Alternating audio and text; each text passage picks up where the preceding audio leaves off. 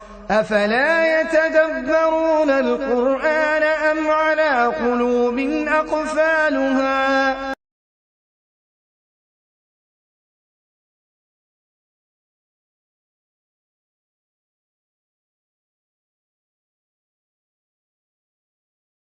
کے لیے ہم درخواست کریں گے مولانا ابرار احمد اصلاحی مکی صاحب سے۔ آپ انجمن طلبہ قدیم مدرسۃ الاصلاح کے صدر ہیں۔ آپ کی دینی ملی بڑی خدمات رہی ہیں۔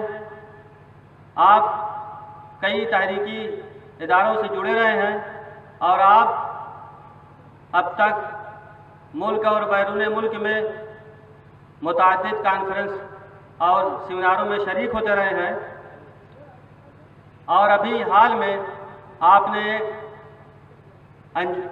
ایک انٹرنیشنل قرآنک ریسرچ اکیڈمی قائم کی ہے اور اس کے صدر بھی ہیں۔ ہم آپ سے بسر احترام درخواست کرتے ہیں کہ آپ تشریف لائیں۔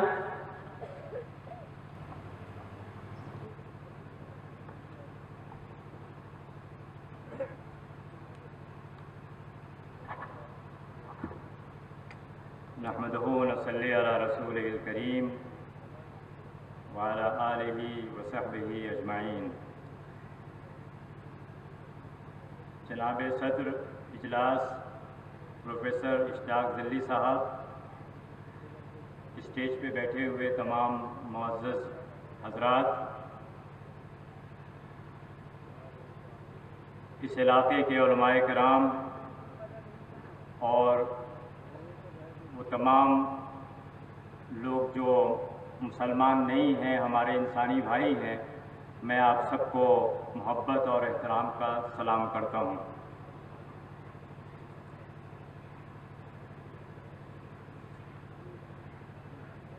ہم سب کے لیے بڑی خوشی کی بات ہے کہ ادارے علوم القرآن علی گڑھ کا اس سال کا سیمینار رانچی میں ہو رہا ہے، اور اس میں اہم رول انجمن طلبہ قدیم مدرسۃ الاصلاح شاخ جھارکھنڈ کے ذمہ داران اور ممبران کا ہے اور ان کی کوششوں کا ہے۔ 2 سال پہلے مدرسۃ الاصلاح سرائے میر میں ادارے علوم القرآن کا سیمینار ہوا تھا۔ وہاں اس طرف توجہ دلائی گئی تھی کہ یہ سیمینار اب علی گڑھ سے آگے بڑھ کر اسے ہندوستان کے مختلف شہروں کی طرف جانا چاہیے۔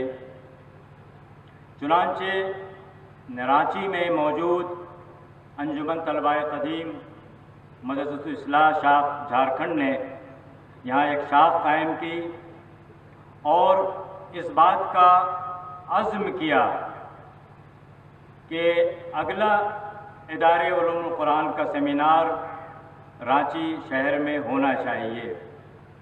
چنانچہ ان کے جذبے، جوش اور سرگرمی کو دیکھتے ہوئے ادارے علوم القرآن کے علی گڑھ کے صدر محترم جو آج کے اجلاس کی بھی صدارت فرما رہے ہیں، آپ نے بڑی خندہ پیشانی اور کشادہ دلی کے ساتھ اس تجویز کو قبول کیا اور آج ہم اس کا مظاہرہ رانچی میں دیکھ رہے ہیں۔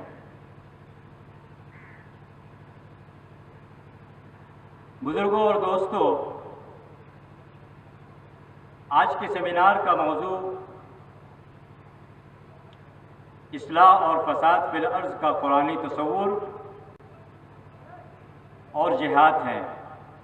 اگر سیدھی سادھی اردو میں اگر اس کو بیان کیا جائے تو اس کا مطلب یہ ہے کہ قرآن مجید میں بناؤ اور بگاڑ کا جو کنسیپٹ ہے اور جو اس کے پہلو ہیں مختلف، اس پر انشاءاللہ اس سیمینار کے مختلف ورکنگ سیشنز میں اس پر علمی اور تحقیقی روشنی ڈالی جائے گی اور تفصیل سے اس پہ گفتگو ہوگی۔ یہاں یہ بات میں مختصراً آپ کے سامنے رکھنا چاہتا ہوں کہ ہم سب کا یہ ایمان ہے اور یہ ہمارا عقیدہ ہے کہ قرآن مجید اللہ کا آخری پیغام ہے، اور یہ پیغام صرف مسلمانوں کے لیے نہیں ہے یہ ساری انسانیت کے لیے ہے. اور لیکن یہ ہماری کمزوری تھی کہ ہندوستان میں ہم ان کی قرآن مجید کی تعلیمات کو، اس کی قدروں کو، اس کی ویلیوز کو ان لوگوں تک نہیں پہنچا سکے جنہیں ہمیں پہنچانا چاہیے تھا. قرآن مجید ساری انسانیت کی بھلائی کا پیغام ہے، اور اس پیغام میں بہت ساری بیماریوں کا علاج موجود ہے. اگر مسلمانوں کو اس بات کی ضرورت ہے کہ ان کا بگاڑ اور ان کے اندر جو خرابیاں پیدا ہو گئی ہیں اس سے دور ہو، کیونکہ یہ بات یاد رکھیے کہ اللہ کے رسول صلی اللہ علیہ وسلم جب جزیرہ عرب میں آپ کو مبعوث کیا گیا تھا تو وہاں کے صحرا نورد بدو جو کچھ نہیں جانتے تھے، قبیلے کے لوگ تھے، لیکن رسول اللہ صلی اللہ علیہ وسلم نے قرآن مجید کی تعلیمات اور قدروں سے ان کی ایسی تربیت کی کہ صدیوں انہوں نے دنیا کی حکمرانی کی، صدیوں انہوں نے دنیا کی حکمرانی کی، دنیا کی رہنمائی کی، دنیا کو اخلاقی تربیت کی. تو دوستو، میں مسلمانوں سے کہنا چاہتا ہوں کہ آپ کا بگاڑ، آپ کی بیماریوں کا علاج قرآن مجید کی تعلیمات میں ہے. اور ہم جانتے ہیں اور ہمارے علماء بھی جانتے ہیں کہ ہم نے قرآن کو چھوڑ دیا ہے. قرآن سے اپنے آپ کا جو ہمارا رشتہ ہونا چاہیے تھا، اس کی براہ راست تعلیم کا، رسول اللہ صلی اللہ علیہ وسلم کے بتائے ہوئے طریقے اور قرآن کی جو تعلیمات اور قدریں تھیں، اس کے سلسلے میں جو ہمارا تعلق ہونا چاہیے تھا قرآن سے، وہ باقی نہیں رہا. تو ہم نے اپنا بھی برا کیا اور ساری انسانیت کا بھی برا کیا. تو آج انسانیت دکھی ہے، آج انسانیت بہت سی اخلاقی بیماریوں میں مبتلا ہے. ہمیں یہ بات بتانی چاہیے اپنوں کے لیے بھی، دوسروں کے لیے بھی، کہ آؤ دیکھیں قرآن کا جو نسخہ ہے اسے بھی تجربہ کر کے دیکھتے ہیں، شاید اس میں ہماری بیماریوں کا بہترین علاج ہو. اور یہ ہمارا ایمان اور عقیدہ ہے. تو یہ بات سمجھنے کی ہے. بزرگوں اور دوستوں، قرآن مجید سے استفادہ، قرآن مجید کی خدمت مختلف کی شکلیں ہیں. ہم قرآن مجید کا مناظرہ پڑھتے ہیں، اس کا حفظ کرتے ہیں، اس کی قرأت کرتے ہیں، اس کے لیے تجوید سیکھتے ہیں، اور اس میں تفکر اور اس کی آیات میں تدبر اور تفکر کرتے ہیں.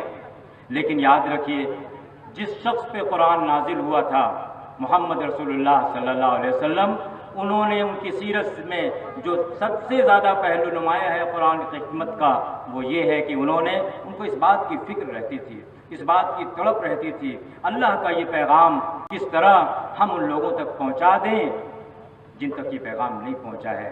اور اگر وہ کسی مشکل میں ہیں، کسی پریشانی میں ہیں، کسی تباہی کے دہانے پہ ہیں، تو کس طرح ہم انہیں اس سے نکال لیں، اور تاکہ ان کا مستقبل اس دنیا میں بھی اور اس کے بعد بہتر ہو سکے.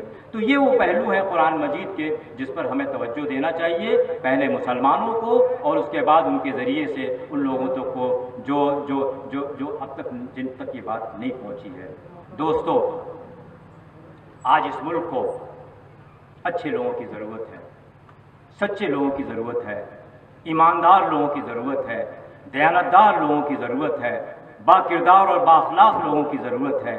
کیا اچھا ہو کہ اگر مسلمان جن کے پاس اللہ کا یہ پیغام موجود ہے، اس کی تعلیمات ہو بہو اپنی اصل شکل میں موجود ہیں، مسلمان اپنے آپ کو بھی بنائیں، نکھاریں، سنواریں اور اس ملک کی ضرورت بنیں. اچھا مسلمان بن کر، سچا مسلمان بن کر، دیانتدار مسلمان بن کر، با اخلاق مسلمان بن کر، با کردار مسلمان بن کر ہم اس ملک کی ضرورت بنیں، اس ملک میں آگے آئیں اور اس ملک کی ضرورت بنیں. تو دوستو، قرآن کی جب ہم تعلیمات سے اپنے آپ کو جوڑیں گے تو ہمیں سمجھ میں آئے گا کہ ہمیں بحیثیت مسلمان، بحیثیت خیر امت، ہمیں دوسروں کی بھی فکر کرنی چاہیے. ان کے لیے ہمارے اندر تڑپ پیدا ہونی چاہیے، ان کے لیے ہمارے اندر ان کی ہمدردی ہونی چاہیے.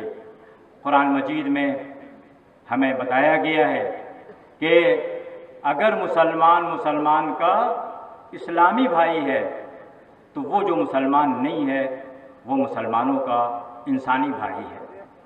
اور انسانی بھائی کے لیے جب ہم اپنا یہ ایکویشن بنا لیں کہ وہ سارے لوگ جو مسلمان نہیں ہیں وہ ہمارے انسانی بھائی ہیں، تو ان کے لیے محبت، ان کے لیے فکر مندی، ان کے لیے ہمدردی کا پیدا ہونا ہمارے دلوں میں ضروری ہے، اور یہ فطری ہے کہ ان کے لیے ہمارے اندر تڑپ پیدا ہو، ان کی بھی ہم فکر کریں۔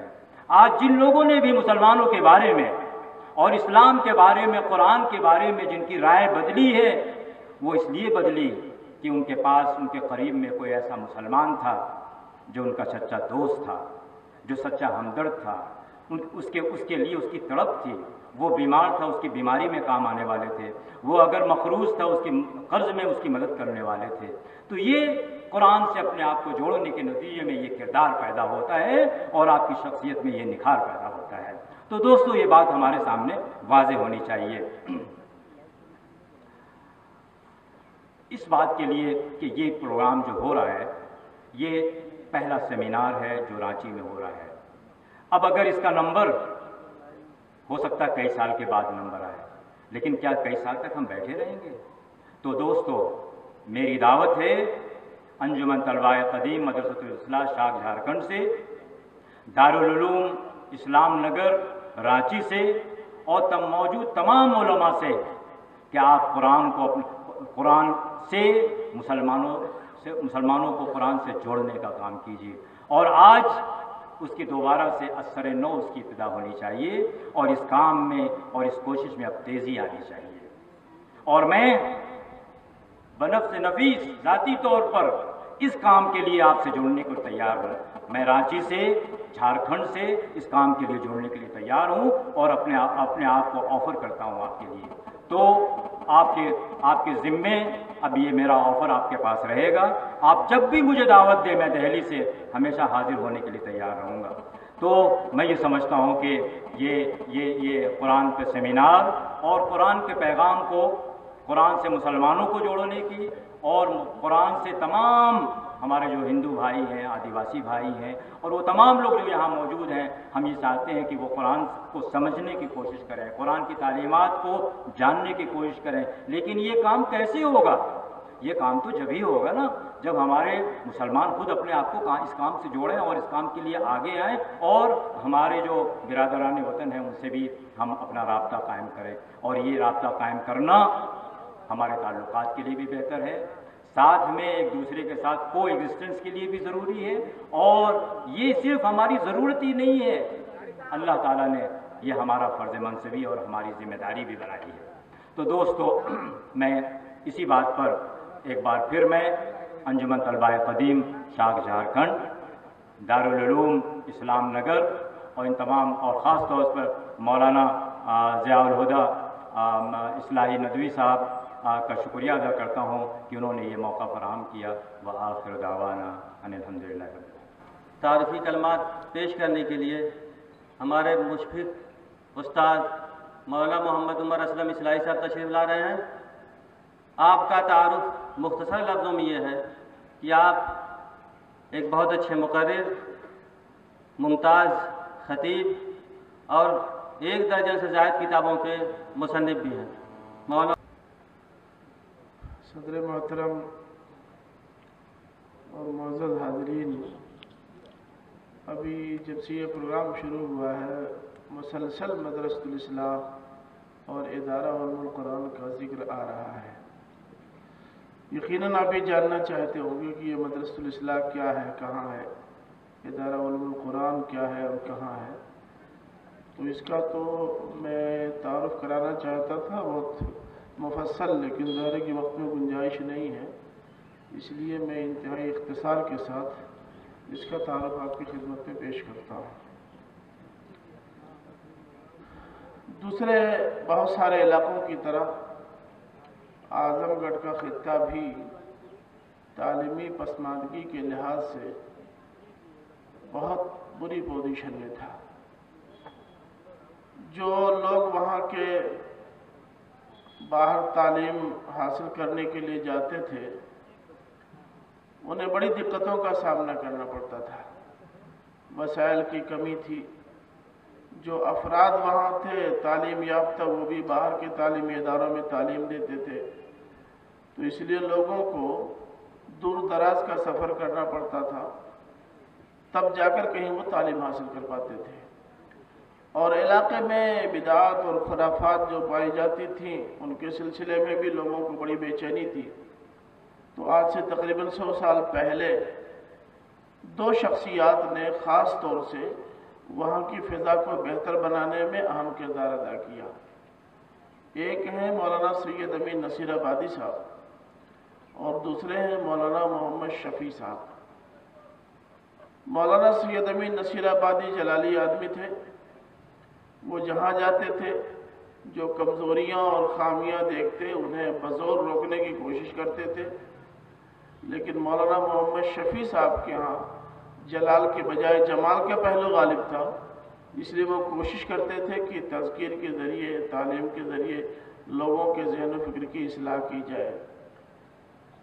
اس زمانے میں گاؤں گاؤں انہوں نے جلسے کیے، چھوٹے اور بڑے جلسے، باہر سے بڑے بڑے علماء کرام کو انہوں نے دعوت دی، جن میں مولانا شریف علی تھانوی، مولانا ابوالفضل ثناء اللہ مرسری، مولانا عبداللہ سندھی، مولانا شبیر احمد عثمانی، مولانا عبدالشکور لکھنوی، مولانا فیض الحسن میرٹھی، مولانا ابو بکر شیش جون پوری، مولانا عبدالحق حقانی اور علامہ شبلی نعمانی وغیرہ کے نام خاص طور سے قابل ذکر ہیں۔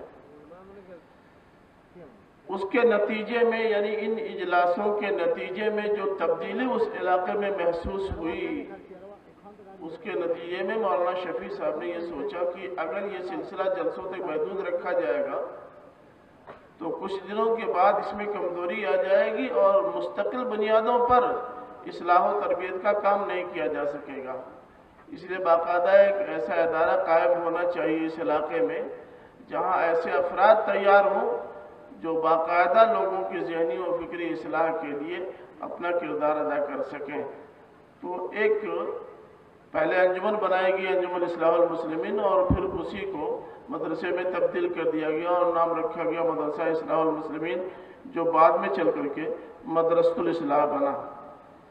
میں اس کے سلسلے میں کچھ اس کے تعارف کے تعلق سے باتیں آپ کے سامنے رکھنا چاہتا ہوں کیونکہ وقت بہت زیادہ نہیں ہے۔ یہ ادارہ جب قائم ہو گیا، باقاعدہ تو قائم ہوا ہے 1908 میں، لیکن سلسلہ تعلیم کا شروع ہو گیا تھا 1906 سے۔ کچھ عرصے کے بعد علامہ شبلی نعمانی بھی اس ادارے سے جڑ گئے اور پھر انہوں نے علامہ حمید الدین فراہی کو خط لکھا، وہ بھی باضابطہ نہ صحیح لیکن اس کے ساتھ وہ بھی منسلک ہو گئے۔ اور پھر 1919 میں باقاعدہ مولانا فراہی جب حیدرآباد سے واپس آئے تو مدرسے کے ہو گئے اور آخری دم تک مدرسے کی خدمت کرتے رہے۔ علامہ فراہی کو مولانا شبلی نعمانی نے خط لکھا تھا اس وقت جب وہ اس ادارے سے جڑے تھے۔ میں اس خط سے اپنی گفتگو کا آغاز کرتا ہوں۔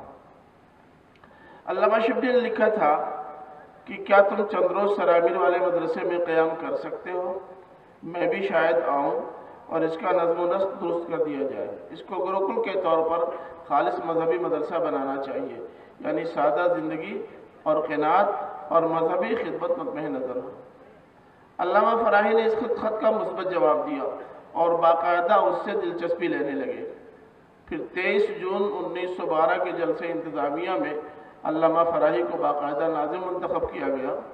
چونکہ علامہ فراہی ابھی تک حیدرآباد کے جامعہ عثمانیہ میں پرنسپل تھے، اس لیے وہ حق کے نظامت ادا نہیں کر سکتے تھے تو انہوں نے استعفیٰ دے دیا، لیکن 1919 میں جب آئے تو باقاعدہ اس کے ناظم کی حیثیت سے خدمت کرنے لگے۔ اور جو اس وقت دستور العمل بنایا گیا تھا اس کی کئی دفعات تھیں، جن میں سے کچھ خاص دفعات یہ ہیں کہ اصلی مقصد اس مدرسے کا مسلمانوں کی مذہبی اور دنیوی تعلیم ہے اور بوقت توسیع مذہبی تعلیم کو مقدم رکھا جائے گا۔ انتظام تعلیم میں یہ مدرسہ خصوصیات ذیل ہمیشہ پیش نظر رکھے گا۔ قرآن و حدیث و فقہ و ادب عربی کی طرف شدت اعتنا، اصل علم و قابلیت کو مد نظر رکھنا، نہ کہ کسی محدود نصاب کتب کو، الا قرآن مجید و متون حدیث، درستی اخلاق یعنی پابندی شرائع و روحانیت اسلام، آسانی نصاب باوجود اعلیٰ قابلیت، کفایت مصارف باوجود آسائش طلبہ۔ پھر یہ مدرسہ باقاعدہ اپنے ان خطوط پر کام کرنے لگا اور اس کی 100 سالہ خدمات ہیں۔ اس مدرسے کے تعلق سے جو خاص چیز ہے جو آپ کے سامنے آ جانی چاہیے وہ یہ ہے کہ मौलाना अमीर नसीर इस्लाही साहब ने इसके तारुफ में जो लिखा था मैं वो आपकी खिदमत में पेश कर देना चाहता हूँ। इस मदरसे का संग बुनियाद जिन लोगों ने भी रखा हो, लेकिन इसका तस्वीर और इसके अंदर नफ़े रूह का काम उस्ताद इमाम मौलाना फराही ने अंजाम दिया। यही रूह इस मदरसे का असली इम्तियाज़ है, असली इम्तियाजी वस्फ है। जब तक ये रूह बाकी है, ये मदरसा बाकी रहेगा, इसके दुश्मन उसको कोई गदंद नहीं पहुँचा सकेंगे। अगर खुदा न खास्ता ये रूह ख़त्म हो गई तो फिर इसका वजूद और अदम वजूद दोनों यकसा है। ये सवाल कि ये रूह क्या है, इसका जवाब मदरसे के फाजिल असातिज़ा और तलबे अजीज़ से पोशीदा नहीं हो सकता। ख़ास पस मंज़र में उन्होंने ये बात लिखी थी। ये जवाब इस मदरसे की एक एक ईंट पर कंधा है।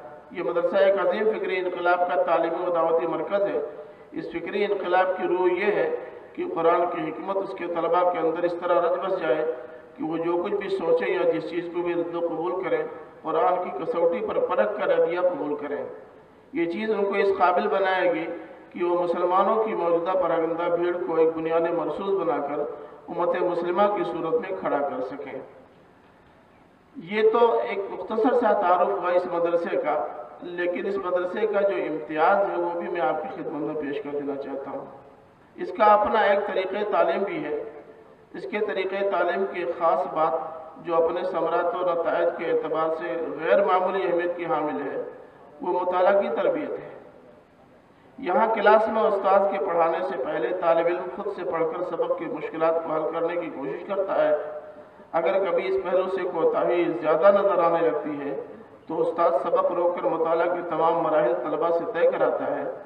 ये तरीक़ा बेशक तालिब इल्म के लिए खासा मेहनत तलब और उस्ताद के लिए सब्र आज़मा होता है, लेकिन इसकी बदौलत तालिब इल्म के अंदर ये सलाहियत पैदा हो जाती है कि वो मुश्किल से मुश्किल किताब को उस्ताद की मदद के बगैर भी पढ़ सकता है। तरीक़े तालीम की दूसरी ख़ास बात यह है कि तलबा में खुद एतमादी पैदा करने के लिए क्लास में बहस व तमीज़ की हौसला अफजाई की जाती है। तलबा आपस में भी सवाल जवाब करते हैं और उस्ताद से भी बहस करने में झिझक महसूस नहीं करते।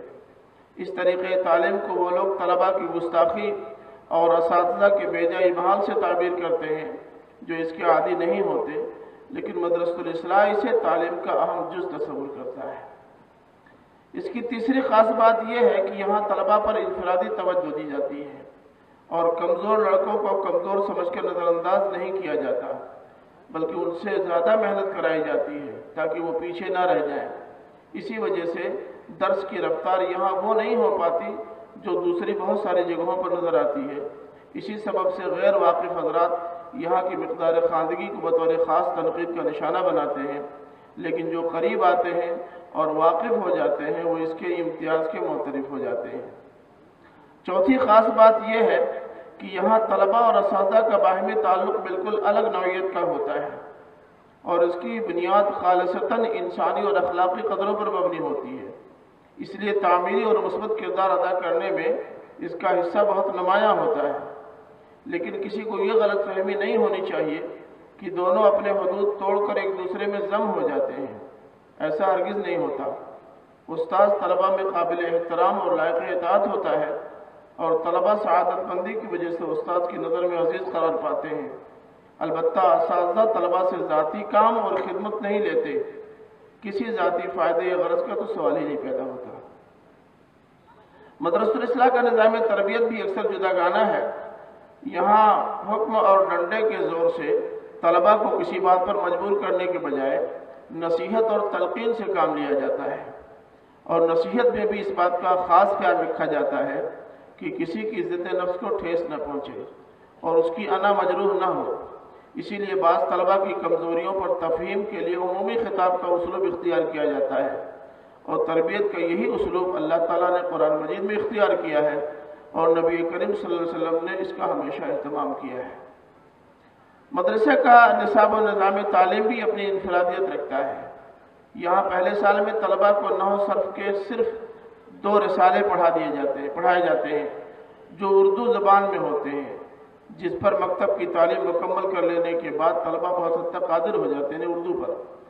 इब्तदाई नहव सर्फ की तालीम के लिए उस ज़बान की किताबों से अक्सर गुरेज किया जाता है जो अरबी या फ़ारसी में है, ताकि फ़न की मुश्किलात और ज़बान की गराबत उन्हें तालीम से मुतनफ़िर न कर दे। अलबत्ता उनकी अमली मश्क़ इस हद तक कराई जाती है کہ قواعد اپنے استعمالات کے ساتھ ان کے دماغ کی اسکرین پر ثبت اور لوح قلب پر نقش ہو جائیں۔ ان قواعد کی اصلی مشق انشاء اور عربی ریڈرز میں کرائی جاتی ہے۔ دوسرے سال میں ایک چند ورقہ منظوم کتابچہ اور عربی زبان میں نحو کی ایک انتہائی جامع کتاب داخل نصاب کی گئی ہے، جو زبان کا اعلیٰ معیار رکھنے کے باوجود انتہائی سہل زبان میں ہے۔ نحو اور صرف کی تعلیم یہی مکمل ہو جاتی ہے، اس کے بعد ادب و بلاغت کے گھنٹے شروع ہو جاتے ہیں، اور اسی مرحلے سے قرآن، حدیث اور فقہ کی تعلیم کا آغاز ہوتا ہے، تاکہ طلبہ براہ راست ان سے استفادے کے قابل ہو سکیں اور اپنے مطالعے کی روشنی میں مدعا تک پہنچنے کی اہلیت پیدا کر سکیں۔ قرآن مجید کی تعلیم کا طریقہ یہ ہے کہ براہ راست قرآن مجید کو پڑھنے، اس کی مماثل آیات سے مفہوم متعین کرنے اور سیاق و سباق کی روشنی میں مدعائے کلام تک پہنچنے کی عادت ڈالی جاتی ہے، تاکہ طلبہ فہم قرآن میں کسی آمیزش سے محفوظ رہ سکیں۔ استشہاد حدیث مبارکہ سے بھی کیا جاتا ہے، کلام عرب سے بھی، اور حسب ضرورت قدیم صحف سماویہ سے بھی۔ یہاں فنون میں امہات کتب کے نصاب کا جز بنایا گیا ہے، تاکہ ثانوی ماخذ سے کام چلانے کی عادت نہ پڑے۔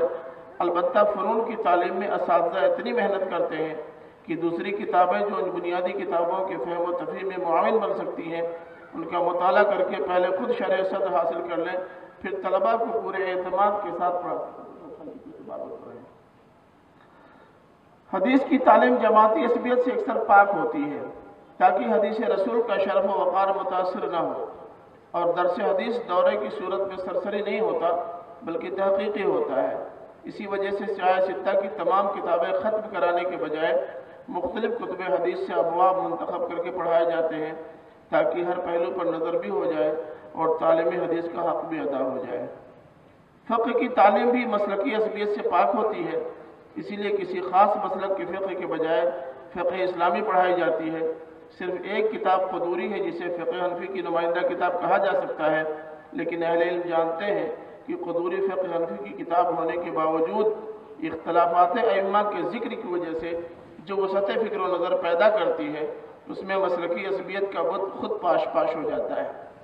فن اور اصول فن ایک ساتھ پڑھائے جاتے ہیں، تاکہ طلباء میں فن کو اصول سے ہم آہنگ کرنے اور مسائل کا استنباط کرنے کا مذاق پیدا ہو۔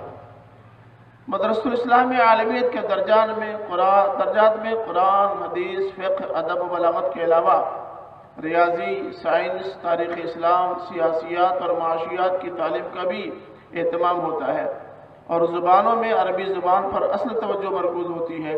انگریزی اور ہندی زبانوں کی تعلیم کا بھی انتظام ہے۔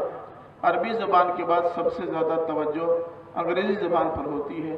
یہ ہے مختصر ترین تعارف مدرسۃ الاصلاح کا، اور اب ادارہ علوم القرآن کے سلسلے میں بھی مختصر تعارف آپ کی خدمت میں پیش کروں۔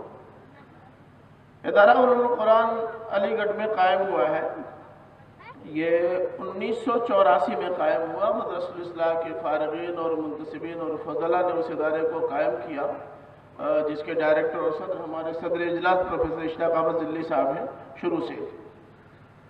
اس کے مقاصد اسلام کے دستور اساسی قرآن کریم کو محور بنا کر امت اور انسانیت کو درپیش مسائل کا حل پیش کرنا، قرآن و سنت کی روشنی میں علوم دینیہ کی تجدید اور علوم قدیمہ کی تجدید اور علوم جدیدہ کی تطہیر، قرآن کریم سے متعلق اہم موضوعات پر علمی و تحقیقی کام، یہ مقاصد ہیں۔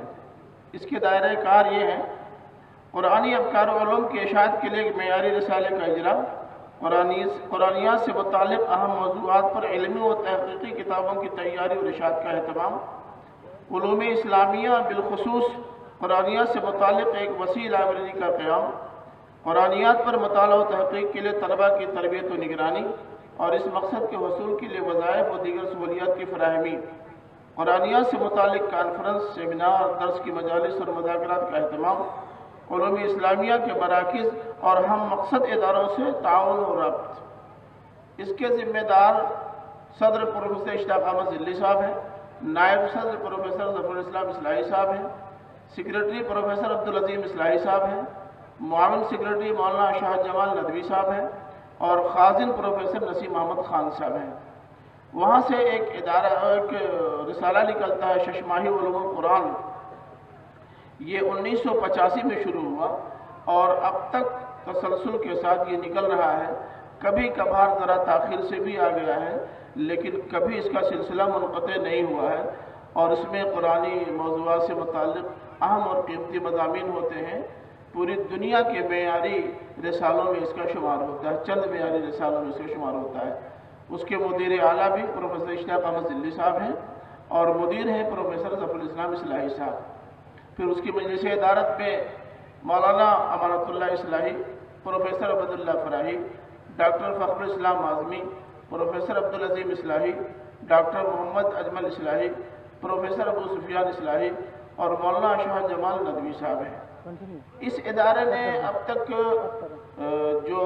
اس ادارے کی جو اب تک کی مطبوعات ہیں بہت اہم، قیمتی اور قابل ذکر ہیں۔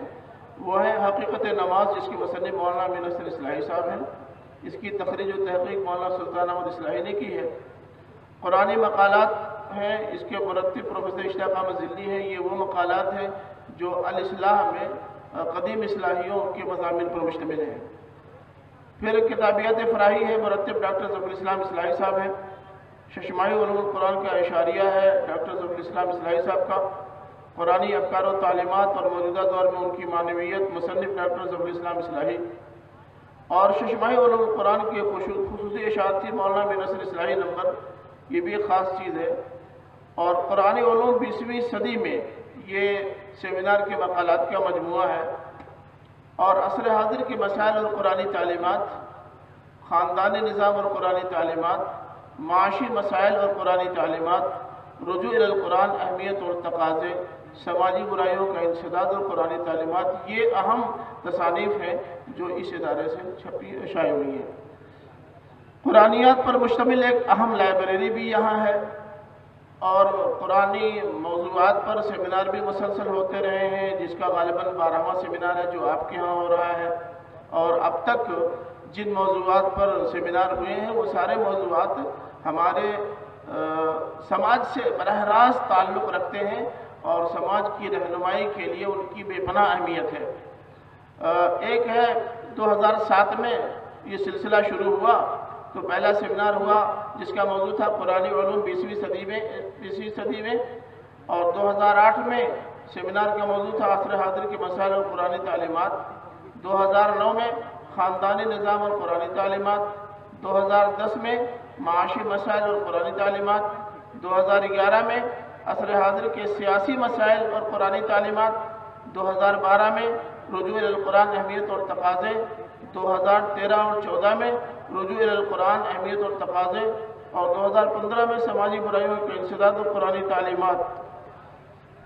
اور اس کے بعد پھر مسلمان اور غیر مسلمین میں ربط و تعاون کی بنیادیں قرآن کی روشنی میں، پھر مسلمان اور غیر مسلمین میں یہ 2 سیمینار ہوئے اس میں، اور پھر قرآن مجید کا تصور عروج و زوال عہد حاضر کے تناظر میں، اور اس کے بعد اب یہ سیمینار جو آپ کے سامنے ہو رہا ہے آپ اس میں شریک ہیں۔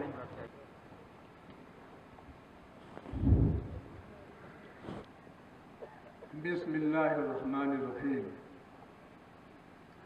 صدر مجلس، محترم علماء کرام، دانشوران اعظام، اسٹیج پر بیٹھے ہوئے اور شامیانے کے اندر تشریف فرما ہمارے پڑوسی ہندو بھائی، آدیواسی بھائی اور محترم حاضرین، السلام علیکم ورحمۃ اللہ وبرکاتہ۔ سب سے پہلے میں انجمن طلباء قدیم مدرسۃ الاصلاح شاہ جھارکھنڈ رانچی کے جملہ ذمہ داران و ارکان کی خدمت میں دلی مبارکباد پیش کرتا ہوں کہ انہوں نے ادارہ دارالعلوم قرآن شبلی باغ علی گڑھ کے زیر اہتمام اصلاح اور فساد فی الارض کا قرآنی تصور جہاد کے عنوان پر 2 روزہ سیمینار میں تقریباً 20-25 جید علماء کرام کے ساتھ اس اہم سیمینار کا نظم کیا ہے۔ حضرات محترم، آج خاکسار کی گفتگو اصلاً 2 اجزاء پر مشتمل ہے۔ اولاً قرآن اور علماء اسلام کے سامنے چند اہم عصری چیلنج، اور دوئم امن عالم، جدید نظریات اور قرآن۔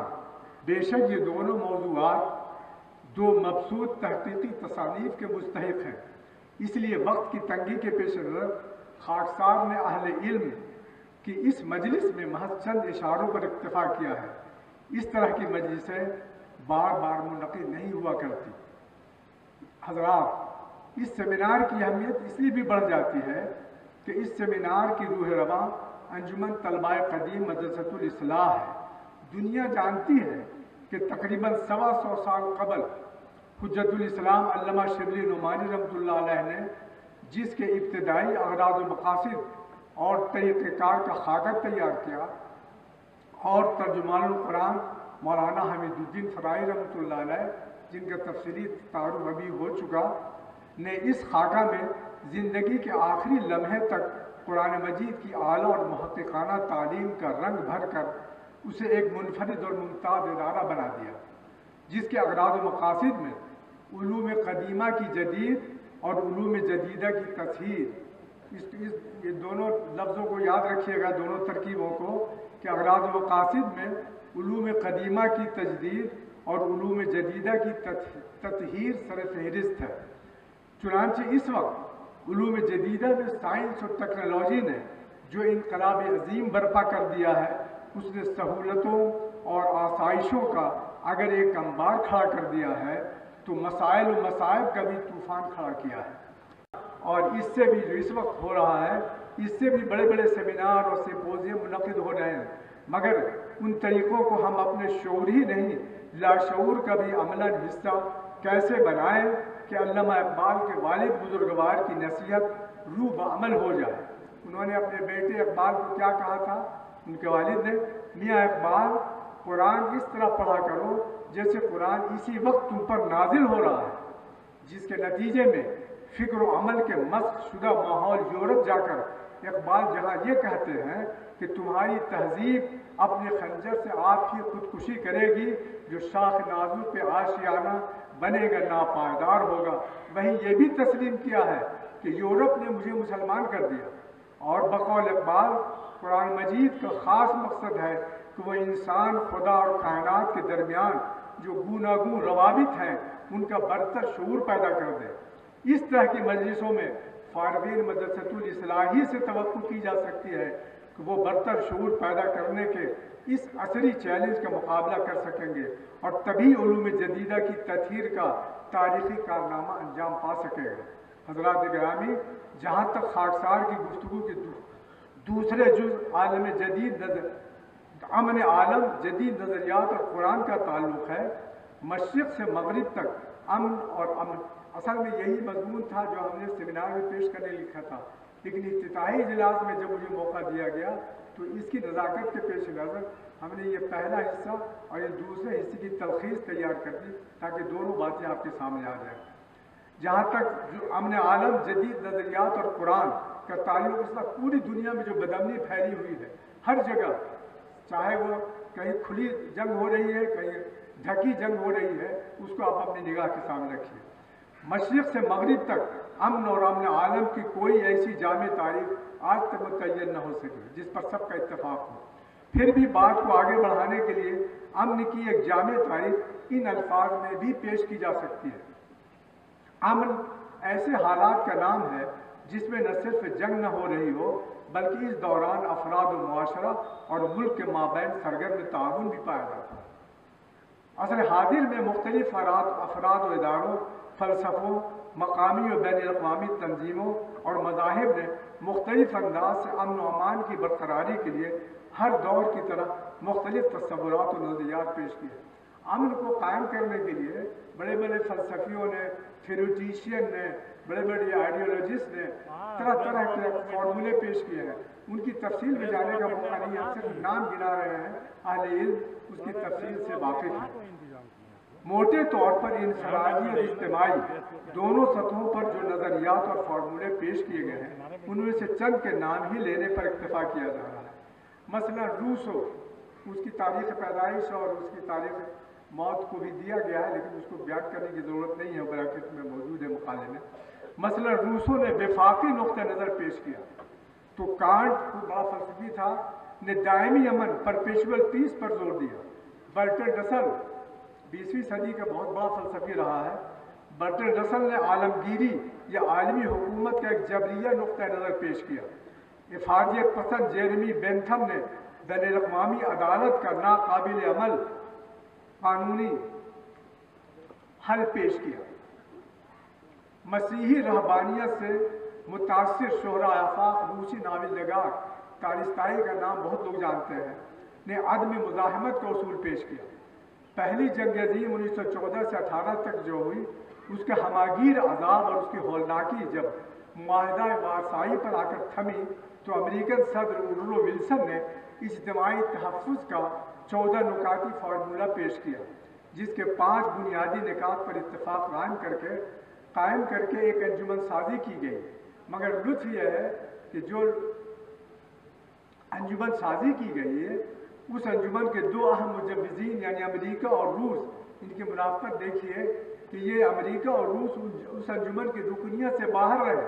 البتہ روس بالکل آخری دور میں شامل ہوا، مگر دوسری جنگ عظیم جو 1939 سے 1945 میں بالآخر تک ہوتی رہی، میں بالآخر اس کا بھرم بھی جاتا رہا۔ آخر کا 26 جون 1945 کو سان فرانسسکو میں دنیا کے امن پسند ملکوں نے 111 دفعات پر مشتمل ایک منشور پر دستخط کر کے اجتماعی تحفظ کا دوسرا تجربہ اقوام متحدہ یا UNO کے نام سے شروع کیا، جس کے 5 عناصر ترکیبی سے امن عالم کی برقراری کی ناکام کوشش کی جاتی رہی ہے۔ یعنی آپ لوگ جانتے ہیں اس پر مضامین اور آتے رہتے ہیں، بحثیں ہوتی رہتی ہیں، جنرل اسمبلی، سلامتی کونسل، بین الاقوامی عدالت اور نمبر 5 اجتماعی بنیادی حقوق۔ لیکن جس کے بطن سے سرد و گرم جنگ کا ایک لامتناہی سلسلہ آج تک سارے عالم میں خانہ جنگی کی طرح برپا ہے۔ جوہری اسلحہ جات سے لیس نام نہاد ترقی یافتہ قوموں نے نئی جنگیں ایجاد کر کے دنیا کی کمزور مگر مادی وسائل کے اعتبار سے مضبوط و مستحکم قوموں اور ملکوں پر آئے دن جنگ مسلط کر کے عالمی لوٹ کھسوٹ کا منظر عام کر رکھا ہے۔ 7 جون 1981 کو اسرائیل نے عراق کے نیوکلیائی ری ایکٹر پر بے سان گمان حملہ کر کے اس کو تباہ کر دیا، اور اس حملہ کے جواز کے طور پر اسے ایک سنہرا عنوان دے دیا: امن کو لاحق خطرات کے اسباب کا ازالہ، removing the source of the threat to peace. یہ دیکھیے، وہی ذبح بھی کرے ہے، وہی لے ثواب الٹا۔ تقریباً اسی تصور کو جنگ پیش دستی، پریمپٹیو وار، جس فارمولے کے تحت عراق کو برباد کیا گیا اور اس وقت شام اور عراق اور دوسرے ممالک کو، افغانستان کو برباد کیا جا رہا ہے۔ پریمپٹیو وار جنگ پیش دستی کے نام سے 9/11 کی منصوبہ بند سازشی حادثے کے بعد امریکہ افغانستان، عراق اور پاکستانی سرحدوں پر غالباً عالم اسلام کے خلاف عصری صلیبی جنگ کا آغاز کر چکا ہے۔ اسرائیل اور امریکہ اپنے دونوں خانادات تصور کی آڑ میں دہشت گردی اور جوہری اسلحہ سازی کا بہانہ بنا کر اسلامی جمہوریہ ایران کو گھیرنے اور تباہ کرنے کی ڈرتے ہیں۔ ستم ظریفی یہ ہے کہ جس کی لاٹھی اس کی بھینس کے اس جدید اصطلاحی عنوان کی حقیقت و ماہیت کو سمجھنے کے باوجود اقوام متحدہ محض تماشائی نہیں، آپ روز اخباروں میں پڑھ رہے ہیں، تماشائی نہیں بلکہ ظالموں کا اعلی کار بنی ہوئی ہے۔ حد تو یہ ہے کہ جس امت مظلوم کے خلاف تمام تر ظلم و زیادتی کو 57 مسلم ممالک نے نہ صرف ٹھنڈے پیٹوں برداشت کر رہے ہیں، دوسروں کی کیا شکایت کیجیے گا؟ آپ خود 57 ممالک پر مشتمل ہیں، لیکن ان کا حال کیا ہے کہ نہ صرف ٹھنڈے پیٹوں سارے ظلم کو برداشت کر رہے ہیں، بلکہ مزاحمت، ڈیٹرنس، عوام دشمن طرز حکومت، مزاحمت یعنی جوہری اسلحہ جات کے باعث ہند و پاک 3 جنگیں لڑنے کے بعد چوتھی جنگ کی ہمت نہیں کر پا رہے، کیونکہ دونوں کے پاس جوہری بم ہے، پاکستان کے پاس بھی، ہندوستان کے پاس بھی۔ خدا نہ خواستہ جنگ شروع ہوئی تو اس سے تباہی دونوں ملک کی ہے۔ یہ حال فی الحال امریکہ اپنی تمام فرعونی گدڑ بھرتی کے باوجود شمالی کوریا سے ہاتھ ملانے پر مجبور ہوا۔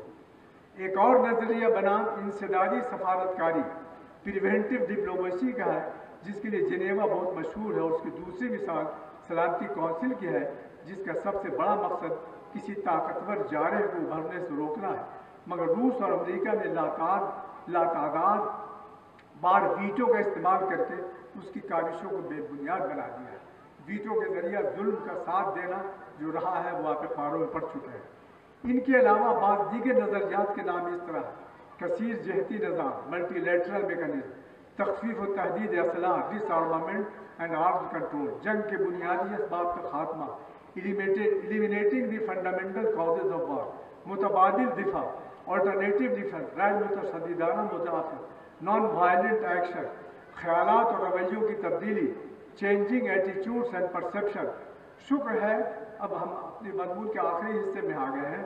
شکر ہے کہ 20ویں صدی کے آخر سے جنگ سے نفرت، جنگی سرماؤں سے بے نیازی اور عدم جواز کا رجحان بڑھتا جا رہا ہے۔ چنانچہ کوریا، ویتنام، عراق اور افغانستان کی جنگوں سے عمومی بیزاری اور نفرت روز افزوں ہے۔ مذکورہ بالا جملہ تصورات اور نظریات میں یہ صلاحیت نہیں ہے کہ قوموں کے درمیان معاندانہ جذبات فروغ کر کے اخوت و مساوات کے جذبات کو پروان چڑھایا جا سکے، جس کی بنیادی وجہ عدل و مساوات کا فقدان ہے۔